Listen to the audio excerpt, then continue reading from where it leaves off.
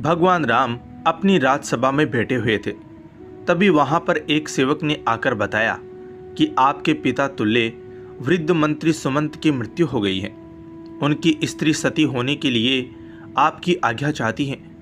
इस प्रकार भगवान राम यह बात सुनकर तुरंत सुमंत के घर पहुंचे और वहां पर जाकर उन्होंने सुमंत की जन्म कुंडली मंगवा कर देखी तो पता चला कि सुमंत की आयु तो 9,999 वर्ष और 11 महीने की थी, जिसमें से सारी आयु तो बीत चुकी थी, केवल 9 दिन शेष बचे हुए थे।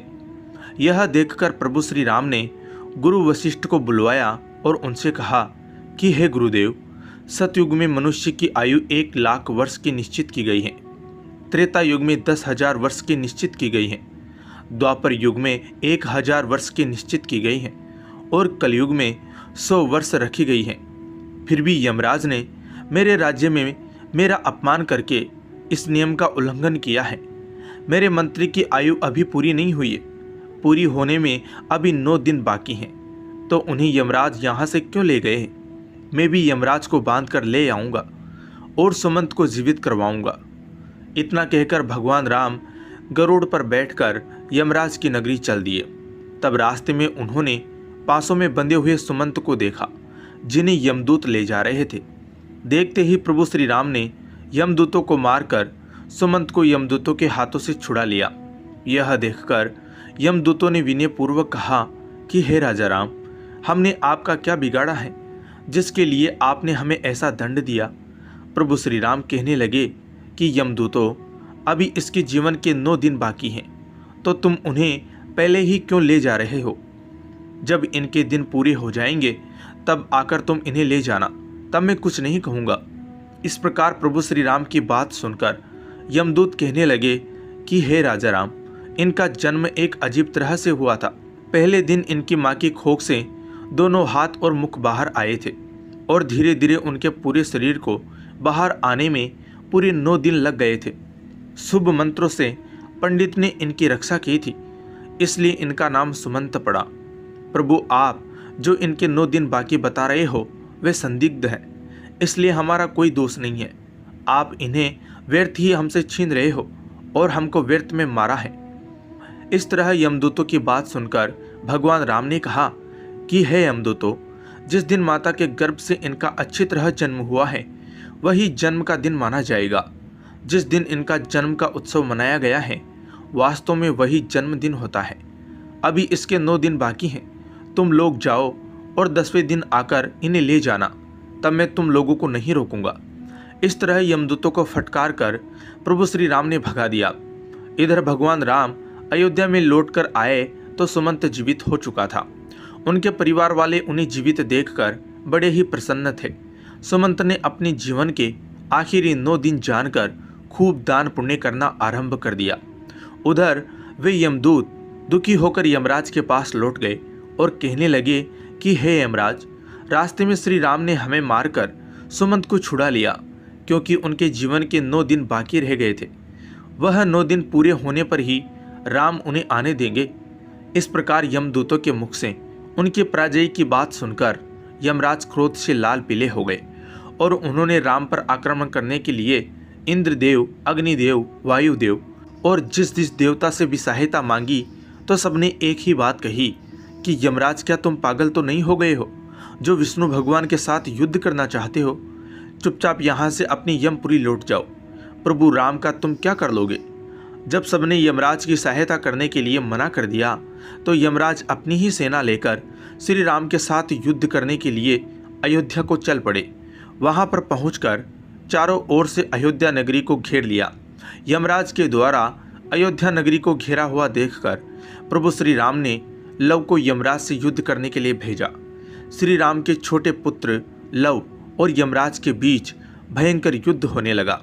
लव के बाणों से यमराज के सभी योद्धा क्षण मात्र में ही धराशायी हो गए। उन सबकी यह हालत देखकर यमराज और भी ज्यादा क्रोधित हो उठे। अंत में यमराज ने लव पर अपना यमदंड छोड़ दिया। यमदंड को देखकर लव ने यमराज पर ब्रह्मास्त्र छोड़ दिया, जिसे देखकर यमदंड वापस लौट गया और लव के द्वारा छोड़ा हुआ ब्रह्मास्त्र यमराज के पीछे पड़ गया। ब्रह्मास्त्र को देखकर यमराज प्राण बचाने के लिए भागने लगे।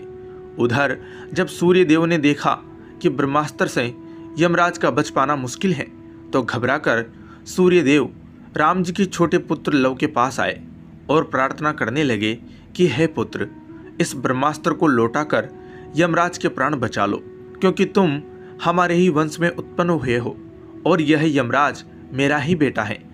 क्या तुम अपने पूर्वज यमराज को मार डालना चाहते हो? इस प्रकार सूर्यदेव के निवेदन पर लव ने ब्रह्मास्त्र को लौटा दिया। तब यमराज अपने पिता सूर्य को आगे करके श्री राम के पास गए। श्री राम ने सूर्य देवता का पूजन किया और यमराज ने श्री राम से क्षमा मांगी। युद्ध भूमि में जितने भी आदमी मर गए थे उन पर इंद्रदेव ने अमृत वर्षा करके सबको जीवन दान दिया। उसके बाद श्री राम ने यमराज से कहा कि जब तक मैं अयोध्या नगरी पर शासन कर रहा हूँ तब तक तुम उन्हीं मनुष्यों को अपने लोक में ले जा सकते हो जिनकी आयु पूर्ण हो चुकी है। उसी दिन से प्रभु राम ने पूरी पृथ्वी पर यह घोषणा करवा दी कि आज के बाद कोई मनुष्य अपने नित्य कर्म को ना छोड़े, ब्राह्मणों का कोई अपमान ना करे, किसी के साथ द्वेष भाव ना रखे, कोई किसी के धन को ना चुराए और अगर धन चुराएगा तो उसे दंड मिलेगा। दुराचारियों को कड़ा दंड दिया जाएगा। धर्म कर्म सदा होता रहे। यदि किसी की अकाल मृत्यु हो तो तुरंत हमारे पास लेकर आए, उसे तुरंत जीवित किया जाएगा। यमराज को भगवान श्री राम ने यह सख्त निर्देश दिया था कि हमारे राज्य में कभी भी किसी की अकाल मृत्यु नहीं होनी चाहिए। तब यमराज ने कहा कि हे प्रभु, मैं तो वैसे भी किसी को नहीं मारता हूँ, सब अपने कर्मों से ही जन्म और मृत्यु पाते हैं। मैं तो निमित्त मात्र हूँ। आयु पूर्ण होने पर मिलने वाली मृत्यु और अकाल मृत्यु का प्राणी स्वयं ही कारण होता है, इसमें किसी का कोई दोष नहीं होता है। मुझे तो आपने माध्यम बनाकर जो जिम्मेदारी सौंपी है मैं तो उसी का पालन कर रहा हूँ। जन्म देने वाले और मारने वाले तो आप हो। आपके द्वारा लिखे गए विधान में से मैं तो किसी के जीवन में एक क्षण ना ही घटा सकता हूँ और ना ही बढ़ा सकता हूँ। यह तो आपके हाथ में है भगवान। आप चाहें तो मृत्यु का समय पूरा होने के बाद भी प्राणी को आयु प्रदान कर सकते हैं। आप चाहें तो उसे समय से पहले भी मृत्यु प्रदान कर सकते हैं। आप चाहें तो ब्रह्मा के लिखे हुए लेख को भी बदल सकते हैं और आपने यह किया भी है। आपके राज्य अभिषेक के लिए वशिष्ठ मुनि ने शुभ मुहूर्त निकाला था, फिर भी आपने राजा ना बनकर वनवास धारण किया था। सब कुछ आपकी इच्छा के अनुरूप ही होता है। सुख दुख, जीवन मरण, लाभ हानि मनुष्य के स्वयं के कर्मों की उपज होती हैं। यह 6 अवगुण मनुष्य की आयु को क्षीण करते हैं। अभिमान, व्यर्थ का बोलना, त्यागहीनता, क्रोध, उदरपूर्ति, दोस्त से विद्रोह, ये 6 अवगुण तीखी कटार हैं जो मनुष्य की आयु को घटाती रहती हैं। यही अवगुण मनुष्य का वध करती है। रावण, कंस, हिरण्यकश्यप, इन्हें मृत्यु ने नहीं मारा, इन्हें मारा था उनके अभिमान ने। शिशुपाल, दुर्योधन, शकुनी, कर्ण को मृत्यु ने नहीं मारा, उन्हें मारा था उनके बड़बोलेपन ने। जो दोषों को नहीं त्यागता, उनमें लिप्त बना रहता है, उसे उसके दोष ही मृत्यु के समय पहुंचा देते हैं। क्रोध ऐसा राक्षस है जिसके सर पर बैठ जाए उसकी बुद्धि और विवेक को खा जाता है और क्रोधवश ऐसा कर जाता है जो मृत्यु तक स्वयं ही पहुंच जाता है। मनुष्य खाने के मामले में भी कभी कभी वह इतना गिर जाता है कि अच्छा बुरा कुछ नहीं देखता। खाने योग्य वस्तु है उसे और ना खाने योग्य वस्तु है उसको भी खा जाता है। तरह तरह के जहरीले पदार्थों का सेवन करने से अपनी आयु को क्षीण कर डालता है। इसमें मृत्यु का क्या दोष है? दोस्त के साथ जो बुरा बर्ताव करता है, उसे धोखा देता है, उसे अपमानित करता है, वह भी मौत से नहीं अपने ओछे कर्मों से मरता है।